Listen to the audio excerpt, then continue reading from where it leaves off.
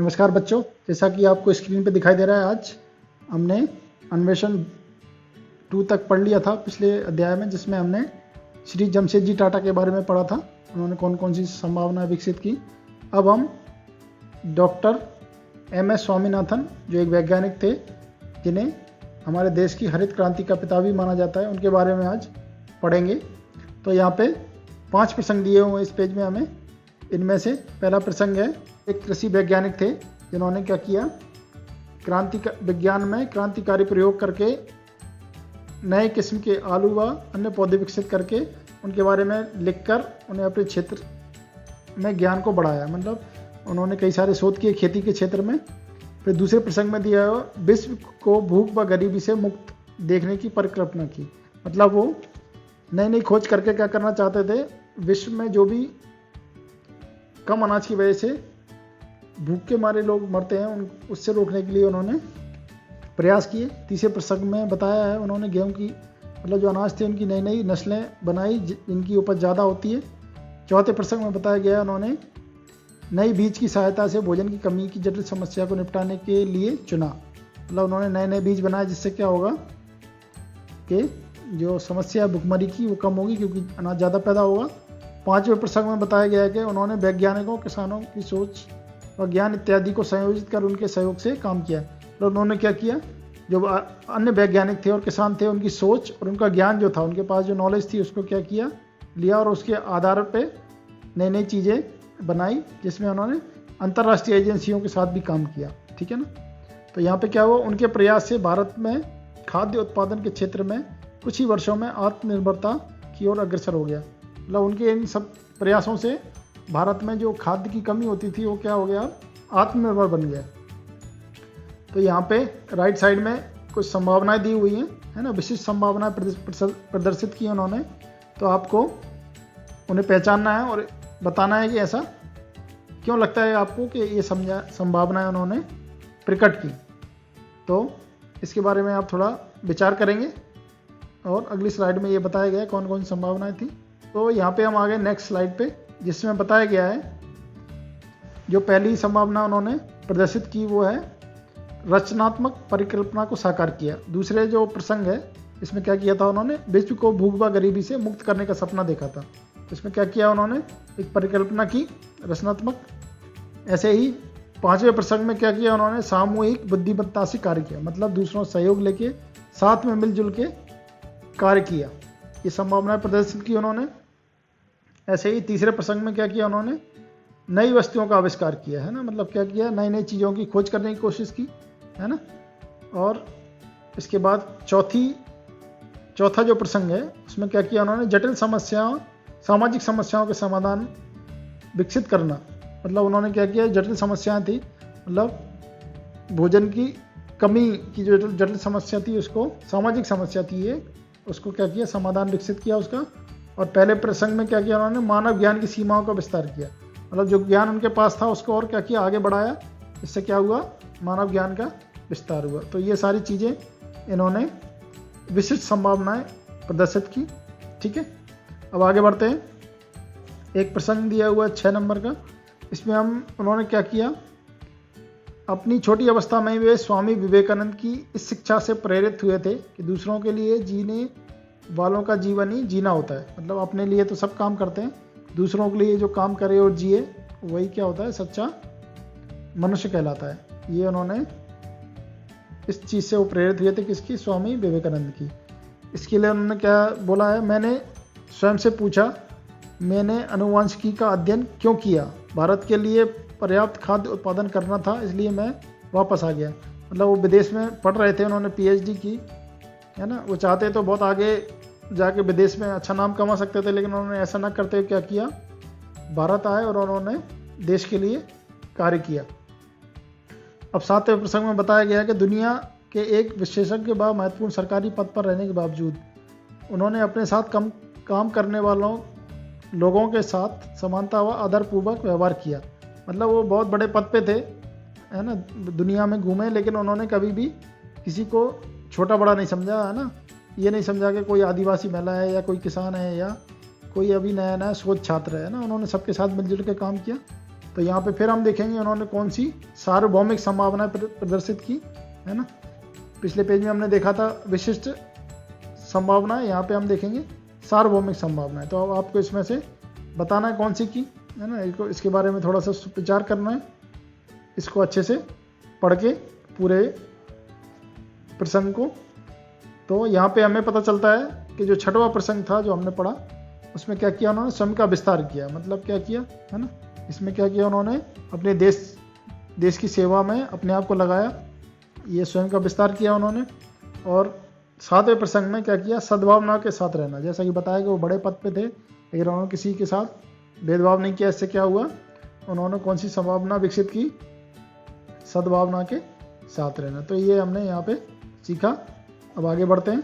तो ये सारी चीज़ें इसमें दी हुई हैं जो मैंने पढ़ा है। विशिष्ट संभावना उन्होंने प्रदर्शित की, उनके बारे में पढ़ा।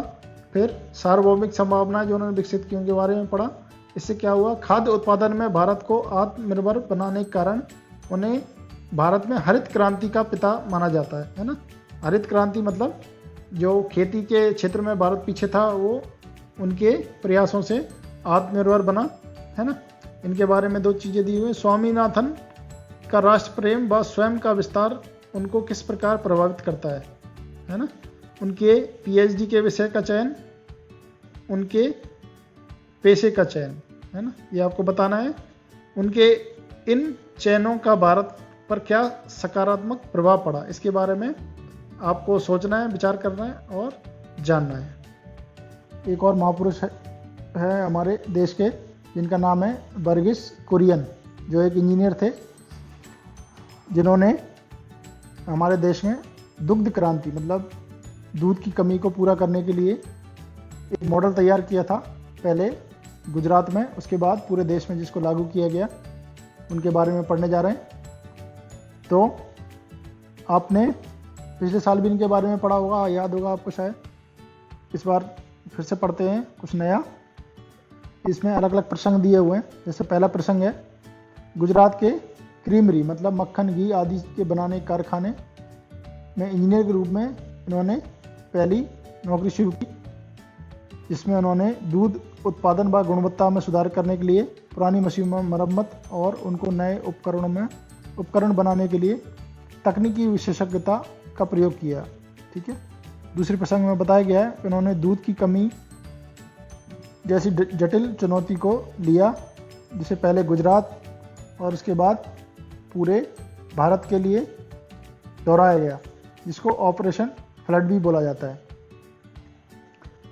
और तीसरे प्रसंग में बताया गया है अपने लक्ष्य की प्राप्ति के लिए उन्हें मार्केटिंग मतलब क्रय विक्रय कैसे किया जाए दूध का, धन जुटाने मतलब कैसे राशि इकट्ठी की जाए, दूध वितरण में नवीनता की खोज की मतलब नए नए तरीके उन्होंने खोज के इसको आगे बढ़ाया, जिससे कि दूध भेजने में इसमें खराबी ना है, मतलब दूध ज़्यादा दिन तक टिका रहे। ये सब चीज़ें उन्होंने खोजी। तो इससे क्या हुआ, इससे अपर्याप्त दूध उत्पादक देश भारत अमेरिका जैसे विकसित देश को मात देते हुए दूध की कमी वाले देश से विश्व के विशाल दूध उत्पादक राष्ट्र के रूप में रूपांतरित हो गया। तो यहाँ राइट साइड में आपको बताया गया है, इस प्रसंग से आपने इनमें कौन कौन सी विशिष्ट संभावना देखी, ये आपको डिसाइड करना है। इसको प्रसंग को पढ़ के अच्छे से पूरा फिर से पढ़ेंगे और इसमें से डिसाइड करेंगे। तो इसी के बारे में अगले स्लाइड में आपको बताया गया है। तो इसमें से इन्होंने जो पहला प्रसंग है उसमें क्या किया, मूल्य का सृजन किया, मतलब मूल्यों को बढ़ाया। इसमें इन्होंने मतलब कैसे चीज़ों को और अच्छे से करना है, उनका तकनीक सुधार कैसे करना है, उनमें सब चीज़ों को बढ़ाया। दूसरे प्रसंग में क्या किया इन्होंने, जटिल सामाजिक समस्याओं के समाधान विकसित किए। ठीक है ना। प्रसंग 2 में बताया गया हमें कि इन्होंने कैसे जटिल सामाजिक समस्याओं के समाधान विकसित किए, है ना। मतलब जो समस्याएं थी दूध को लेकर, दूध का उत्पादन हो रहा था लेकिन वो ठीक से डिस्ट्रीब्यूट नहीं हो पा रहा था, और भी सारी चीज़ें थी, इन्होंने उनको विकसित किया। और तीसरे प्रसंग में बताया गया है नई वस्तुओं का आविष्कार करना, मतलब इन्होंने उसको चीज़ों को सुधार करने के लिए उसमें कैसे नई चीज़ों का आविष्कार किया जाए जिससे कि वो चीज़ें आगे जा पाएँ, उसका आविष्कार किया। ये 3 प्रसंग हैं। आगे बढ़ते हैं।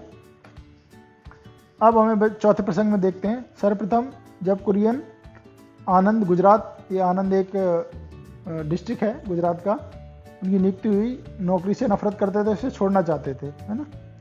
फिर 5वें प्रसंग में देखते हैं, लेकिन वहाँ एक महापुरुष थे जिन्होंने दूध के लिए किसानों के साथ काम कर रहे थे। उनके साथ मिलके इन्होंने गुजरात के किसानों की समस्याएं सुलझाने में उनकी हेल्प ली, है ना। उनसे उन्होंने जाना कि क्या क्या और यहाँ पे हो सकता है। फिर 6वें प्रसंग में क्या हुआ, गुजरात के अमूल मॉडल की सफलता को देखते हुए, मतलब जो दूध का मॉडल था उसके लिए इन्होंने, अमूल कंपनी थी सरकारी, उसमें इन्होंने एक मॉडल तैयार किया दूध की वितरण को लेके। तो इससे प्रभावित होकर जो तत्कालीन प्रधानमंत्री थे लाल बहादुर शास्त्री जी, उन्होंने इनको पूरे देश में इसको विकसित करने की जिम्मेदारी सौंपी। और 7वें प्रसंग में वे कभी भी चुनौतियों से पीछे नहीं हटते थे। मतलब यहाँ पे इन्होंने बताया गया है कि वो, उनके सामने कई सारी चुनौतियाँ आई, लेकिन वो उन्होंने डट के सामना किया और आगे बढ़ते रहे, है ना। तो फिर से हमें ये राइट साइड में चीज़ें दी हुई हैं प्रसंग के बारे में। इसमें हमें सार्वभौमिक संभावनाएं कौन सी प्रदर्शित की गई, उन्हें पहचानना है। तो इनमें से आप देखेंगे, इन प्रसंग को पढ़ेंगे और बताएंगे इनमें से कौन सी संभावनाएं विकसित हुई, इनको देखेंगे हम। तो यहाँ पे हमें 2 संभावनाएं, सार्वभौमिक संभावनाएं प्रदर्शित हुई। पहली है साहसी होना। 6वें और 7वें प्रसंग में जो चीज़ें बताई हैं उनसे हमें पता चलता है कि इन्होंने साहसी होने का परिचय दिया, इनको जो भी जिम्मेदारी सौंपी गई उसको स्वीकार किया, और चुनौतियां आई उनको भी सहज रूप से सामना करके आगे बढ़ते रहे। और दूसरा जो इन्होंने किया वो था स्वयं का विस्तार करना। मतलब 4थी और 5वीं चीज़ में आपको बताया गया कि इनको नौकरी जब मिली उसको छोड़ना चाहते थे, पसंद नहीं थी, लेकिन धीरे धीरे इन्होंने क्या किया, एक व्यक्ति से प्रभावित होके और उसकी मदद लेके और दूसरों की मदद लेके एक नया विचार आया इनके मन में, और इन्होंने आगे चीज़ों को बढ़ाने का मन बनाया, जिससे क्या हुआ, इन्होंने स्वयं का विस्तार किया, है ना। तो ये 2 संभावनाएं विकसित में यहाँ हुई। अब हम देखेंगे जो भी विशिष्ट संभावनाएं और सार्वभौमिक संभावनाएं हमने पढ़ी ये दोनों, तो इनमें से इन्होंने कौन कौन सी प्रदर्शित की वो यहाँ दिया हुआ है। इससे क्या हुआ, भारत को अपर्याप्त दूध उत्पादक राष्ट्र से विश्व के विशाल दूध उत्पादक राष्ट्र के रूप में इन्होंने परिवर्तित कर दिया। मतलब जहाँ पहले बहुत कमी रहती थी दूध की, अब वहाँ पे आसानी से सबके लिए दूध उपलब्ध हो पाया। तो यहाँ पे 2 प्रश्न दिए हुए हैं आपके लिए, जिनको आप अपने तरीके से सोच के इसका आंसर देंगे। यदि कुरियन ने अपने स्वार्थ के विषय में सोचते हुए त्रिभुवन दास जी की जरूरत के प्रति उत्तरदायी न होकर गांव के दूध का काम करने वाले किसानों की सहायता करने का चयन ना किया होता, तो उनके स्वयं के भविष्य पर इसका क्या असर होता। अगर उन्होंने ऐसा ना करते तो उनका फ्यूचर कैसा होता, ये हमें सोच के बताना है।